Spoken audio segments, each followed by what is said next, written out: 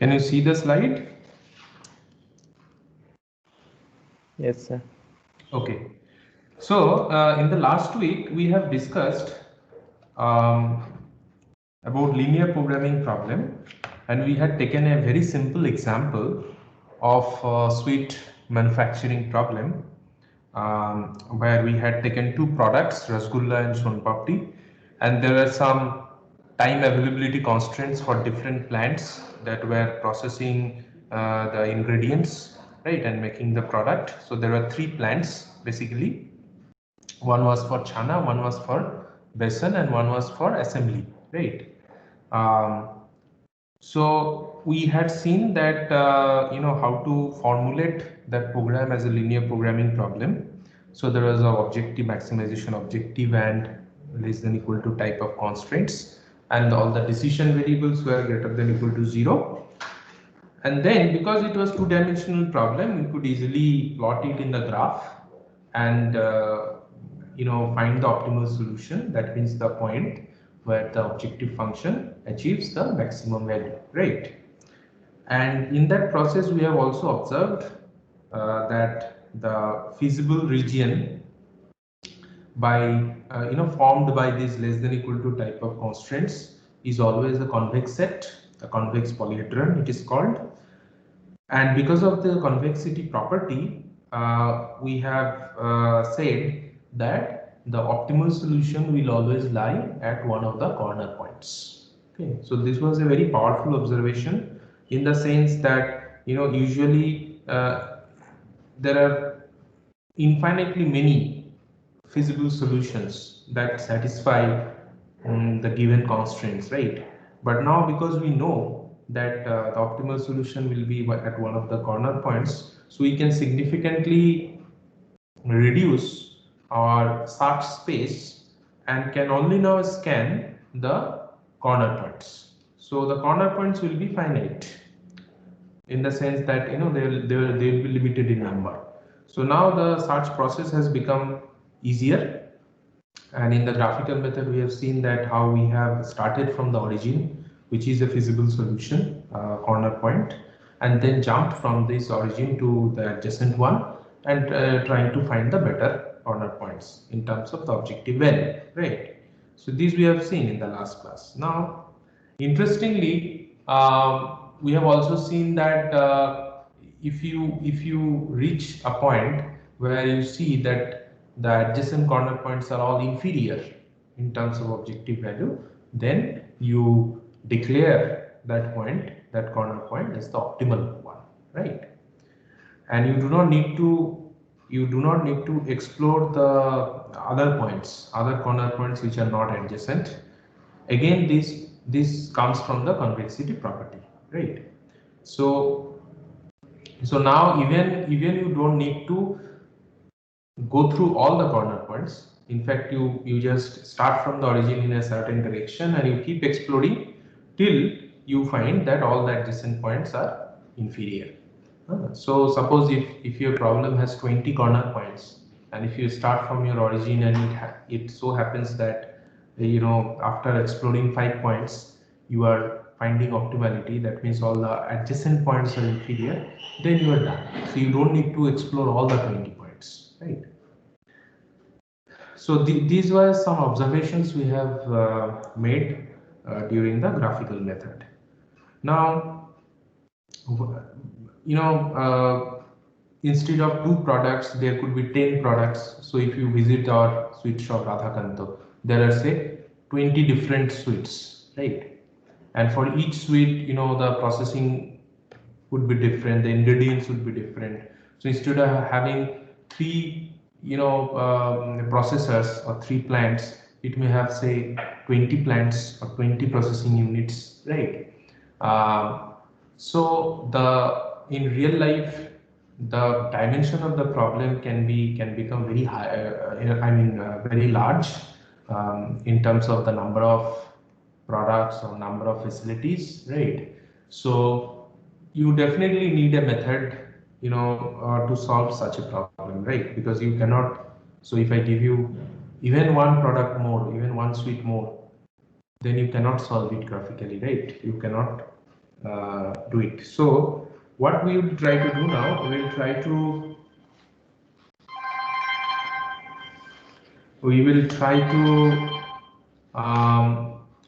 develop an algebraic method or a numerical method, which mimics this graphical.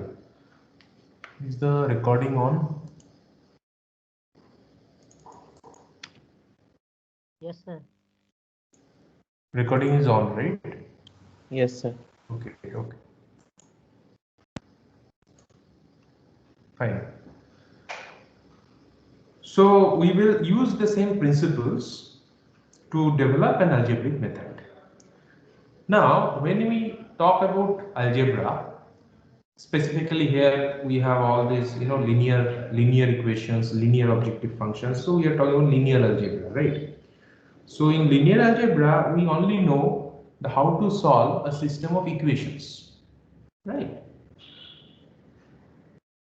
So can someone tell me that if you are given certain equations of type say ax equal to b, so how to solve? What is the process? Suppose 10 equations are there and 10 variables, 10 unknown variables are there. So what is the way to solve a system of linear equations?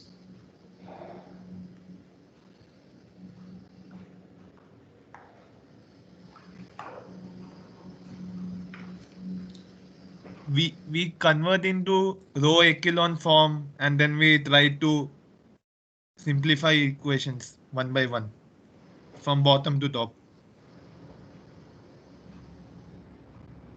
What is the process called? Is there any method? Like, can you name a method?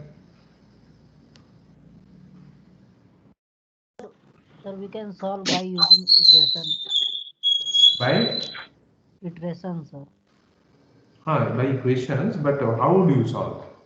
Sir, we can use either Cramer's rule or Gauss elimination. Gaussian elimination method, right? So basically, you know that there are some methods, by which you can solve this linear system of linear equations. But have you ever heard of solving a system of inequalities in your algebra course? No, right? Because when you are talking about system of inequalities, in fact, there is no solution. I mean, there can be a feasible set of solutions which will satisfy all the inequalities, but again, there is no such method of obtaining such a feasible set other than hit and trial and error method, right? So here you have seen that in optimization problems we deal with inequalities as well as equations, as you'll see later. But right now we are focusing on inequalities.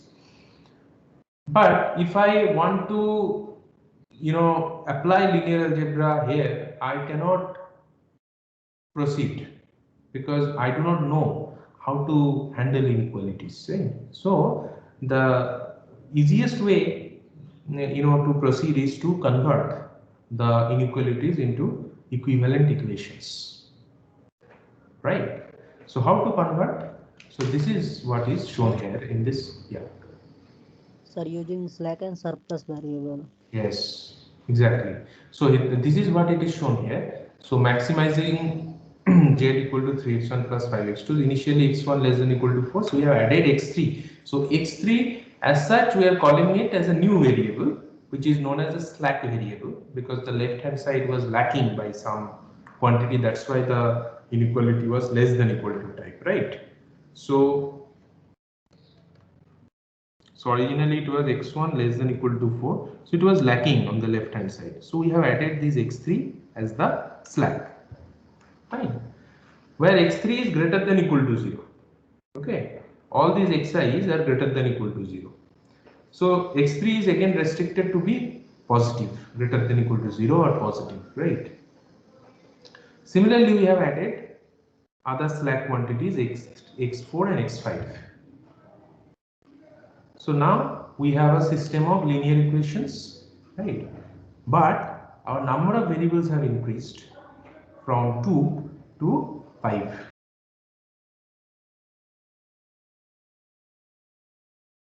three slack variables, right?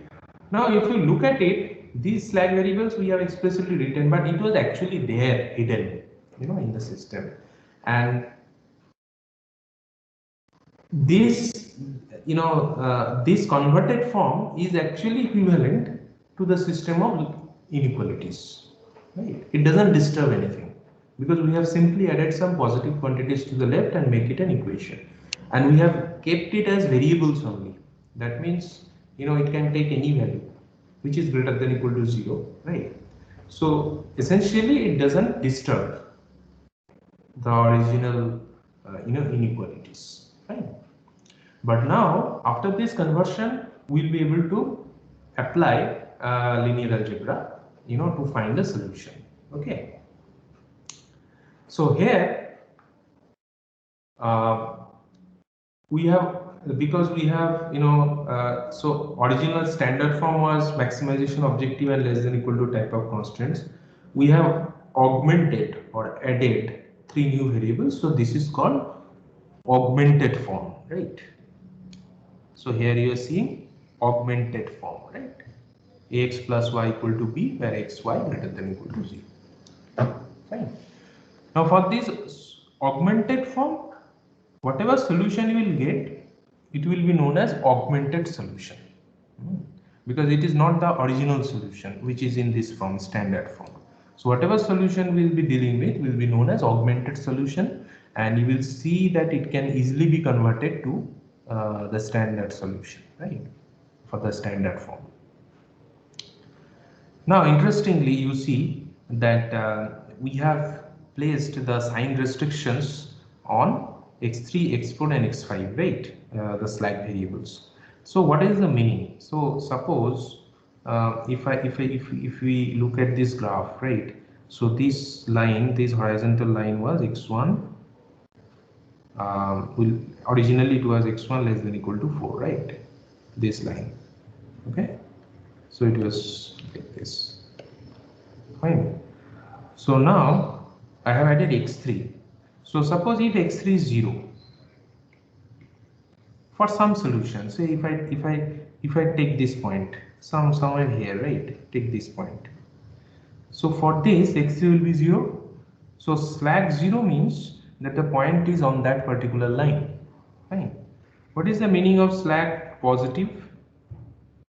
Slack positive means that x3 is positive, which means the point lies inside, in this direction, toward the feasible direction of that line, right? And what is the meaning of slack negative? That means somewhere here, some point here, some point here. So these are all in the infeasible direction of that line. So that is why we have maintained that all the slacks must be positive, because we don't want to disturb the feasible region, right? So in this way, we have discarded all the slack, all the points that were lying outside, because slack cannot be negative. We have imposed that condition. Okay. So the meaning of slack is that if it is 0, that means you are talking about the points on that line. If it is positive, it is within the, it is toward the feasible direction of that inequality, right? If it is negative, it is on the other side. That means infeasible direction. Right? Similarly for other points, fine, other lines. Now you observe a very interesting thing here. So here, from the graphical method, we know that we need to only focus on the corner points, right? Take any corner point, suppose this one or this one, whatever it is, right? So can you tell me that, so right now we are talking about 5 variables, x1, x2, x3, x4 and x5. You will see that at corner points, for this problem, at corner points, 2 of them will always be 0. You know why? Because this is, originally it was a 2-dimensional problem. So each corner point represents the intersection of 2 inequalities, right? So I am saying that if you take any corner point, the values of 2 variables among these 5 will be 0 at that corner point. Why?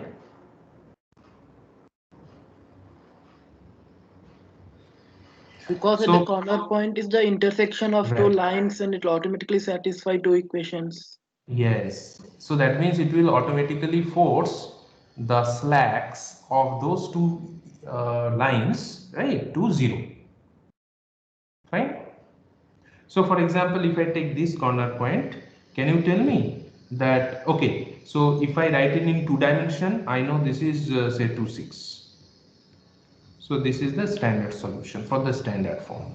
So what will be the augmented form? That means in terms of x1, x2, x3, x4 and x5, can you tell me? What will be the augmented form? Augmented solution, which is equivalent to this 2, 6.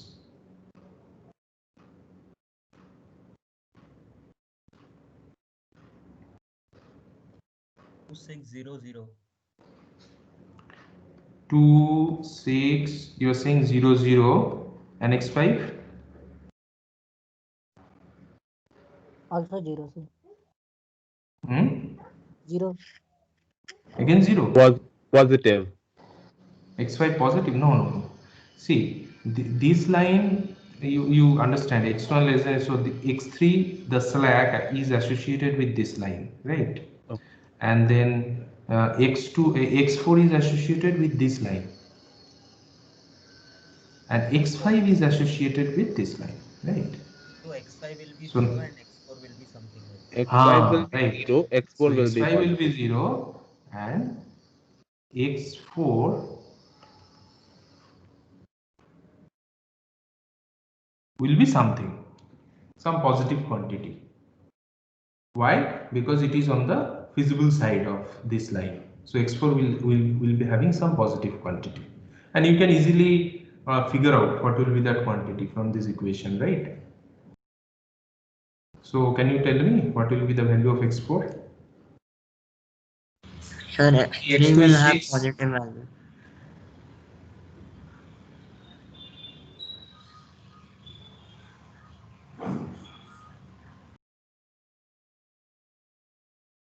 No, no. Yeah. So what will be that value? Can you tell me?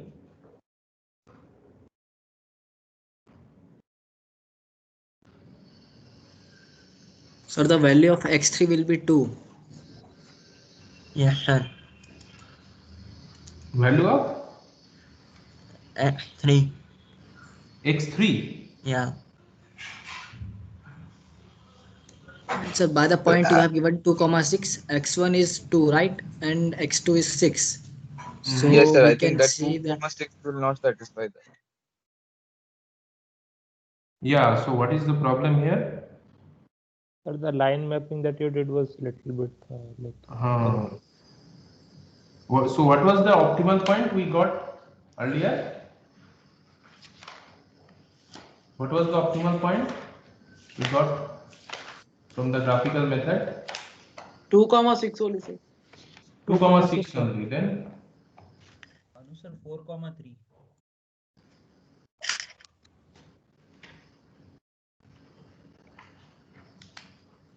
then. So what is the problem?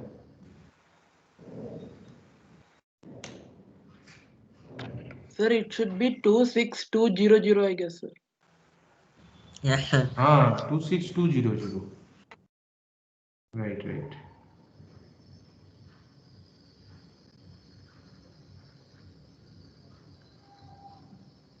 Two six two zero zero.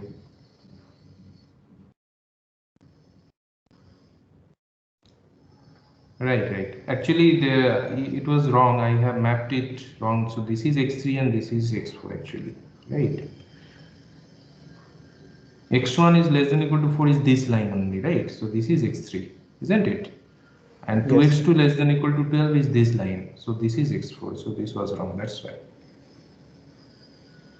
x5. And this is x5. So now it is okay, right? So x3, the value of x3 is positive, these two. And because it is on the intersection of these two, so x4 and x5 are 0. Is it okay now? So this is known as the augmented solution, right? Augmented corner point. solution, right? So you see that what is actually happening for these corner points. You take any corner point, two of the variables will become 0. And interestingly, we observe here in this system that we have 5 unknowns, 5 unknown variables and 3 equations, right? So maximum I can solve for 3 variables, right? So if we preset 2 variables to some fixed quantity, then I can solve for the other 3 variables, right?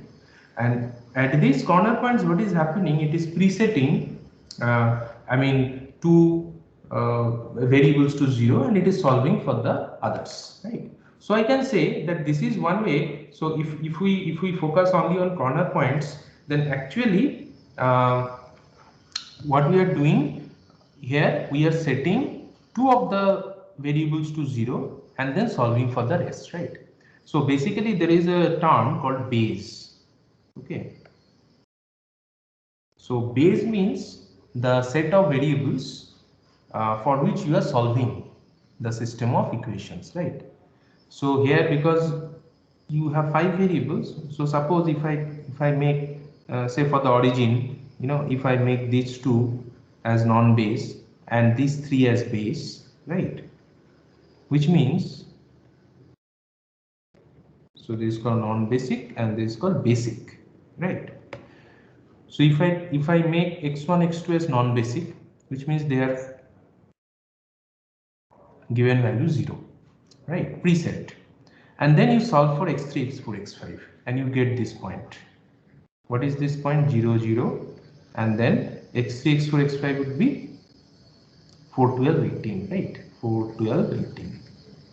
So this is known as a basic feasible solution. Basic feasible solution, or BFS, right? So what is the need of introducing this concept of Bayes and basic feasible solution? Because essentially we see that number of equations are less than the number of variables, right? So we can only solve for a subset of variables. So that is why this concept of Bayes is being introduced now. Okay. So Bayes will always, the size of the Bayes will always be equal to the size of the to the number of the equations, isn't it? So here in this case it will be 3. Fine. So if I add one more constant here, so what will be the size of my base?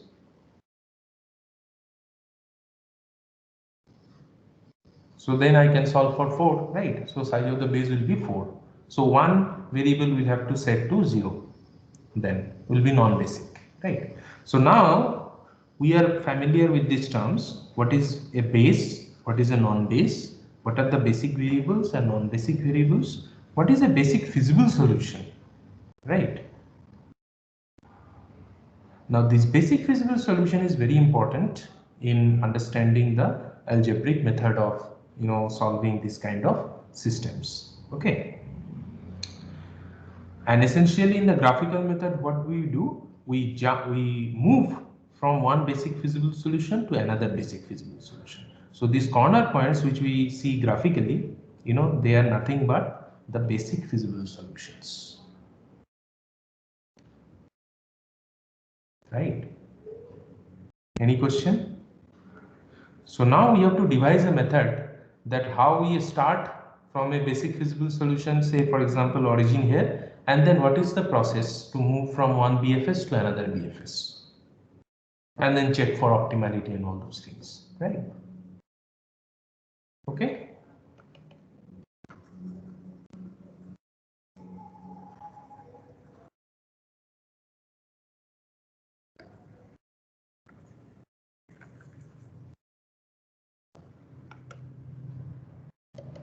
Any question? So here we have, I have discussed in this slide that, what is a basic feasible solution. So for example, if you take this point, So this one you try on your own, say 4, 6. 4, 6, right? So this is that two-dimensional point in the standard form, right? So 4, 6 is essentially, if you go back, you will see where will be 4, 6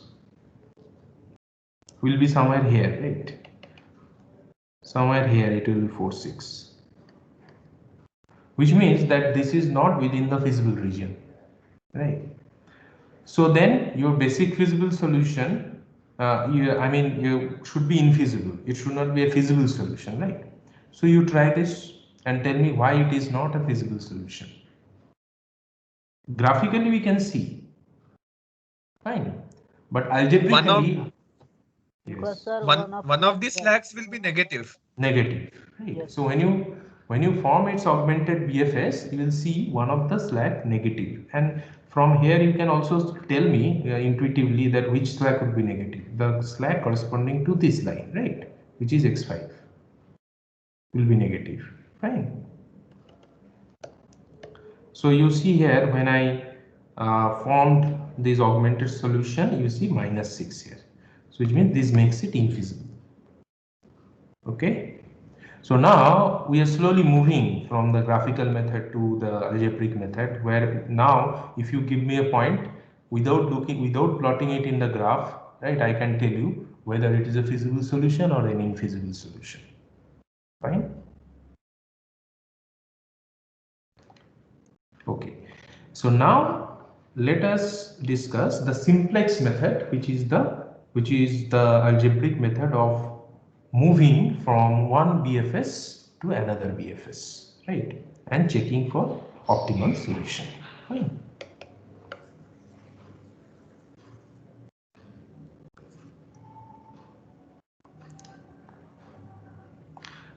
Before going to that, can you tell me that in this graph, how many basic solutions are there?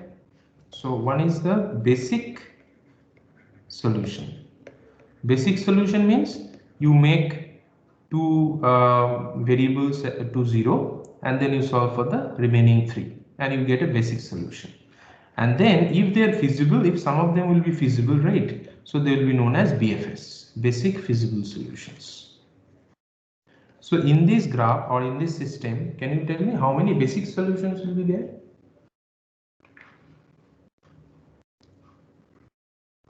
Eight. So this is basically 5C2, isn't it? -2, sir, because there will be two parallel lines. Yes, exactly. So you won't get the intersection of those two lines. Fine. So graphically, can you show what are these basic solutions? So all these corner points are basic solutions, right? And again, these intersection, this one, right? And then you have this one, and then you have this one, right?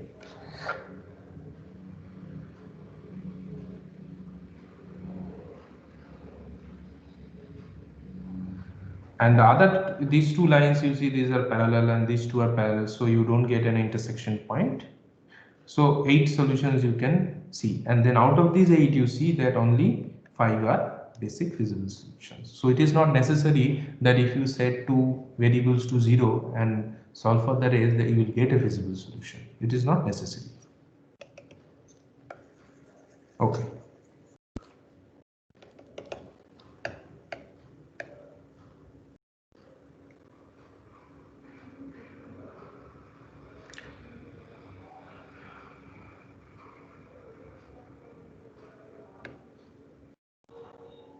So now you see how do we move from one BFS to another.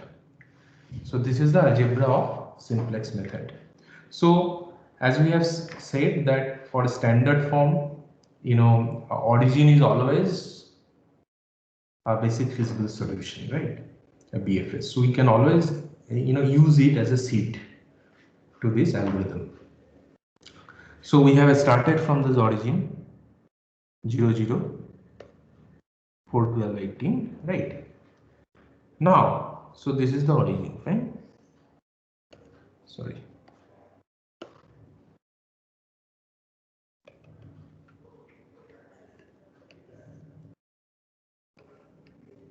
So 0, 0, we have started this point. So now which direction to move? How do we decide? I can either move this direction or this direction, right, graphically. So how did we decide which direction to move? Do you remember?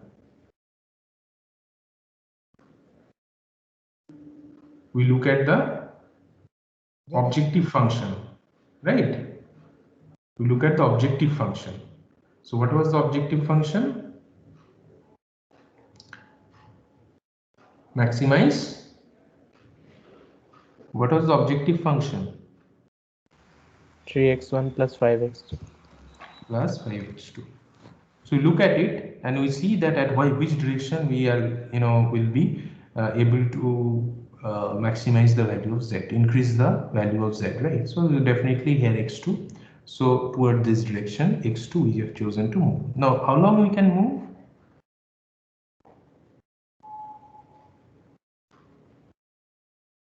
So we have to move till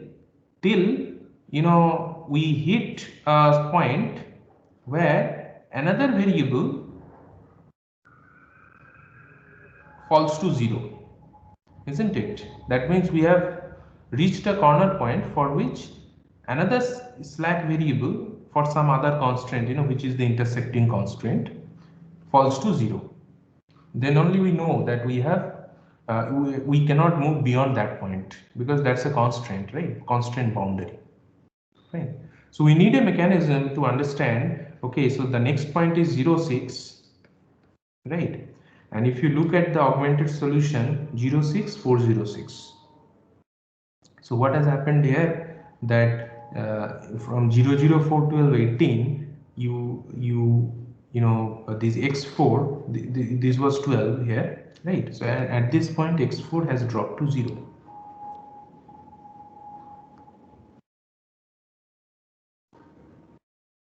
Right?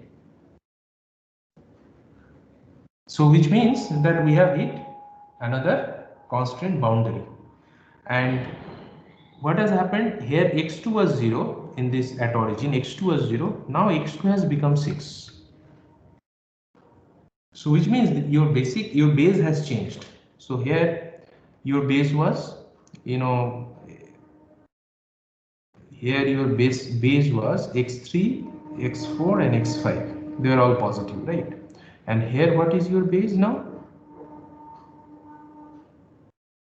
x2, x3 and x5. So what is happening here? x4 has left the base and x2 has entered the base here. So you see, when we move from one corner point to another, what is happening? One variable is leaving the base and another variable is entering the base. And this is true for any, for movement from any corner point to any corner point, adjacent corner point, provided you are moving to adjacent one. So if I move from this point to some remote corner point, say this one, then there will be many changes in the base, right? But if you are moving from one point to adjacent one, there will be only one change in the base. So one variable will come and one variable will leave. Fine. Then you have to identify automatically, through some method, that which variable will come and which variable will leave, which we'll discuss now. But this is an observation. So this is the property of adjacent BFS. Okay.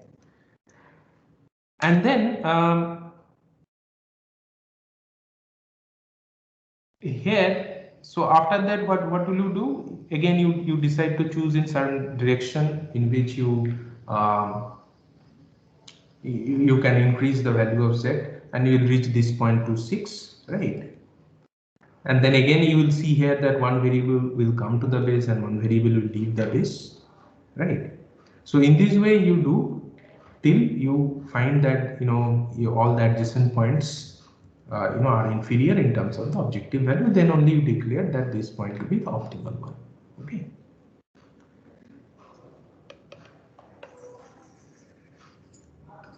Now let us see that how to identify that which variable will leave the base, which variable will enter the base and which variable will leave the base. See, graphically we can see this, right?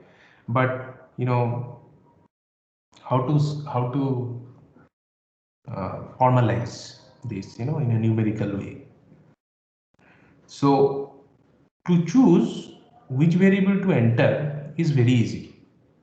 So you look at the objective function, you look at the coefficient, which promises you the maximum improvement of z, and that definitely will enter the base. So for this, for example, here at origin x2 was 0, that means it was not in the base, but we have chosen x2 to increase from 0 to some positive quantity.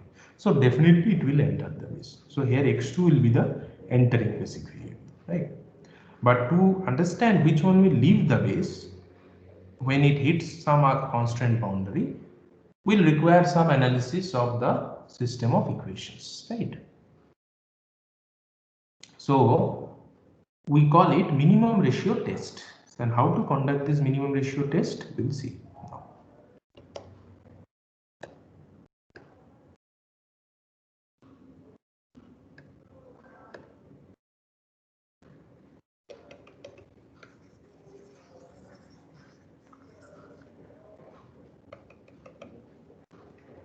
Okay. So now see, we were at origin and we have decided to increase x2, right? Now we want to detect that which variable will leave when it hits another constant boundary, which means that how much I can increase x2. I would see, ideally I would like to increase x2 as much as possible, right? But I have to stop somewhere. So where I should stop and what will happen at that point. Now this can be easily found out by doing this analysis. So if you look at these three equations which are given to us, so at origin x1 will 0 and it remains 0. We have not disturbed it, it remains non-basic, but I have decided to increase x2. So I need to see how other variables are affected or influenced by this change in x2. So for this, if I look at the first equation, I see x3 is equal to 4. That means it is independent of x2. So no matter how much I increase x2, it doesn't have any effect on the value of x3. Fine. Then the next one is x4 is 12 minus 2x2. Now there is a problem. So what is the maximum value x2 I can increase from 0 in order to satisfy this equation? I know 6. that 6, right? Because if I go beyond that, x4 would be negative, which is not permitted, because all the slacks and all the original values, they're all positive, greater than or equal to 0. So maximum is 6, and for this is 9, right? The third equation. So what will be the maximum value of x2, which will satisfy all these three equations? 6, right? 6. So this is called minimum ratio test. You know why? Why it is called minimum ratio? So this can be obtained by simply dividing the right hand side by the coefficients of the entering basic variable. Okay. So if I write the coefficients of entering basic variable x2 is the entering, no doubt about it. So in the first equation its coefficient is 0, in the second it is 2, and in the third it is again 2, right? And what is the RHS? For the first it is 4, then 12, and then 18. What I am saying in minimum ratio, mean ratio test.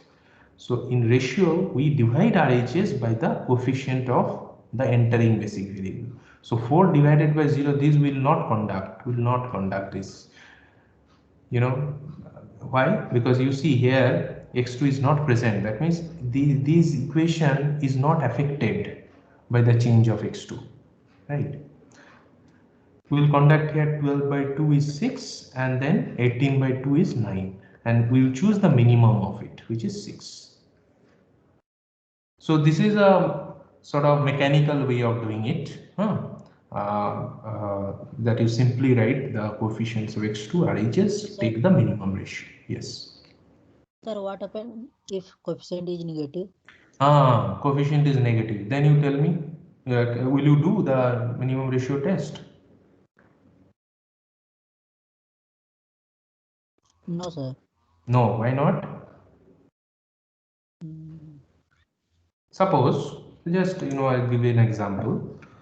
Instead of this x1 plus x3 equal to 4, I have, here I am writing x1 minus x2 plus x3 equal to 4, right? Then I would have minus 1 here instead of 0. I would have minus 1, right? But even for that also I would not conduct. Now tell me why.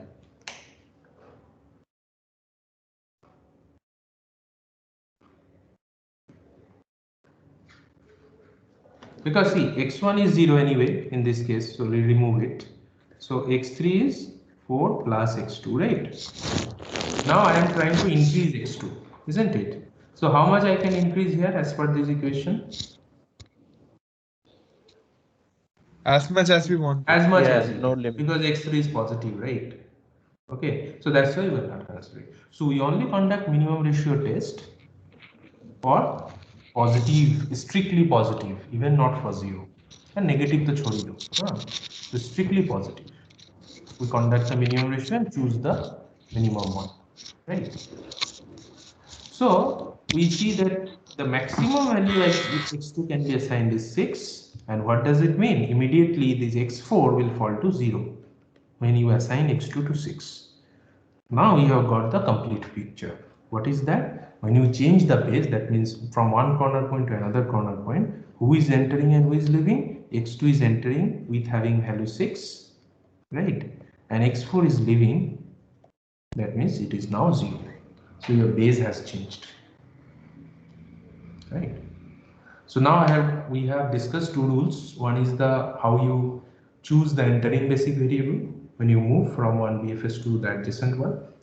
You simply look at the objective function and try to figure out that in which direction you are likely to get the maximum benefit, right? Very easy. But what will be the value of that in the new base?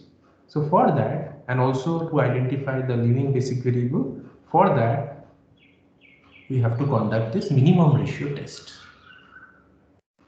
Okay.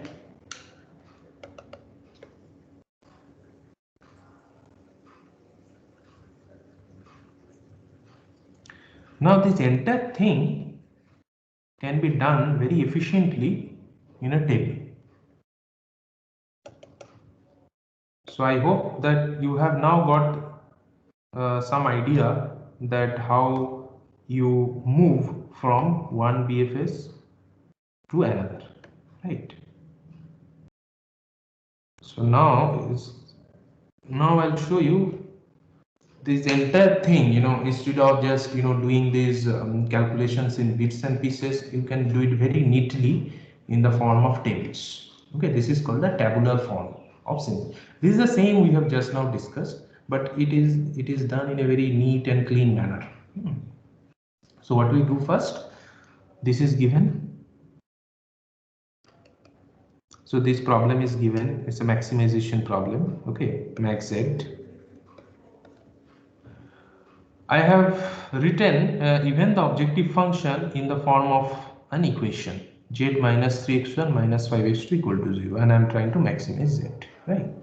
It's equivalent. And this is called the objective function, right? Objective row. And these the bottom three are the constraints, fine. And how I develop this table? So here basic variables are written. So here z is also now will be treated as a variable here because I have included it in the system of equations. So basic variable z, and then the other three x3, x4, x5. Now this objective row, so these this is basically the objective function. Only for the sake of including it in the table, we have modified it as an equation and we introduced it into the system, right? But these are the actual, or basic variables x3, x4, and x5.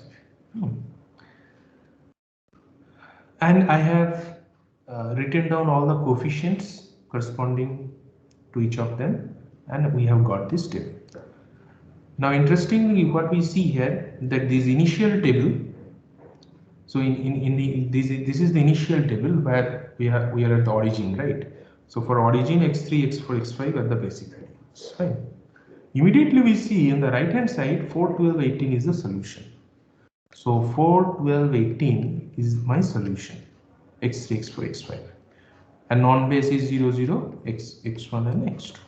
So what this table is giving me, it is giving me the set of basic variables and the solutions directly in the right hand side. Why I am getting the solution directly from this table? Because the basic variables x3, x4 and x5, they have formed an identity matrix. You see this part, this is an identity matrix. So I immediately get x3 equal to 4, x4 equal to 12, and x5 equal to 18. So what is the beauty of this table? That you get an identity, you maintain an identity matrix for the basic variables, so that your right hand side gives you solutions directly. We will try to keep this structure as we move from one BFS to another. Okay, we'll always try to keep the identity matrix in the base. That is what it is, the simplex method is about. Okay. So now we are at the origin and we have got this solution 0, 0, 4, 12, 18. So what is the next step, you tell me? You have to first check whether it is optimal or not. Whether this 0, 0 is an optimal solution or not. How to check? You look at the non-basic variables coefficients, this -3 and -5. If they are negative, then you say it is not optimal. Why? Because these are non-base, x1, x2 means now they are 0 and the coefficient is negative. The way it is written here, so if you increase either x1 or x2, the value of z will increase, which means that it is not optimal. So as long as there will be negative coefficients for the non-basic variables in the objective row, it will not be optimal. When all of them will be 0 or positive for the non-basic variable. For basic variables, we don't need to see, because basic variables anyway they are optimally allocated, and you see their coefficients are 0. So if you make them 0 or increase it or decrease it, it will not have any effect on the solution, right? So we only look at the non-basic variables and look at their coefficients. Okay. So okay, not optimal. Then what is the next? Next is which one will, now we have to jump from this solution to the adjacent BFS, right? So which variable to enter and which variable to leave? This is the next decision. Which one will enter? So most negative, that means the x2 direction, right? So this is the most negative. So x2 will enter. Which one will leave? How to do that? Which one will leave? Minimum ratio test, right? Sorry?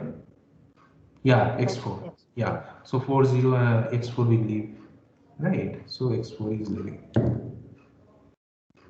So now it is fine. x2 will enter and x4 will leave in the next solution. That means the next BFS I will get. But how to get that BFS?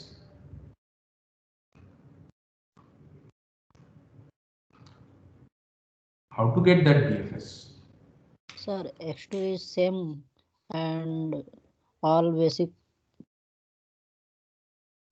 So x2 basically will enter and x4 will leave. That means in the next table, I will have x3, x2 and x5, right? And then you look at the next table and you tell me what I have actually done here.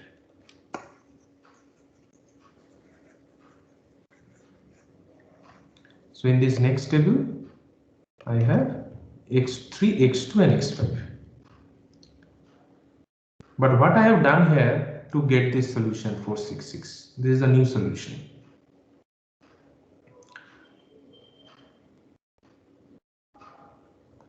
what I have said, that in order to get RHS as a direct solution of this, you need to maintain the identity matrix in the base, right?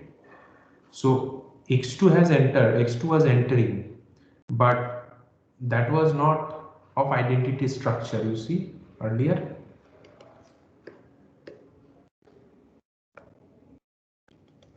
It was, you know, minus 5022, and this x4 was leaving, but this was identity structure 0010. So what I have to do, I have to replicate this column 0010 here in order to get the solution, so that I have the, you know, identity in the base and I get the directly the solution. In order to do that, we have to do Gaussian elimination. How to do that we will discuss tomorrow. Okay, but you also try to understand that how to do this Gaussian elimination. Is it clear what is the problem? So now I want RHS as a new solution when x2 is replacing x4, right? So I have to basically make the column of x2 as identity, equivalent to identity matrix, so that in RHS I get the solution. Okay. So we'll discuss this in the next class. Any question? So which book had you mentioned for reference? This is Hillier and Lieberman. I'm just typing here, if you can see.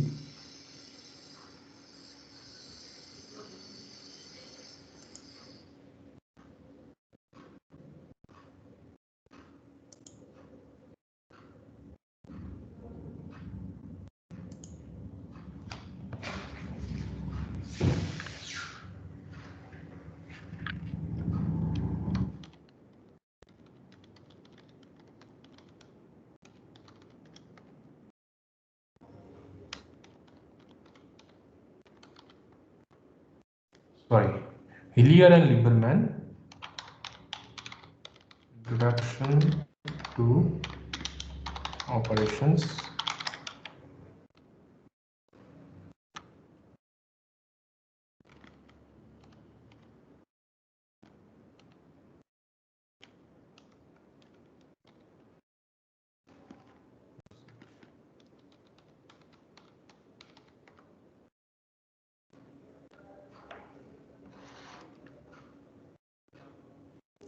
I'll try to upload the soft copy today itself in the MS Teams. Okay.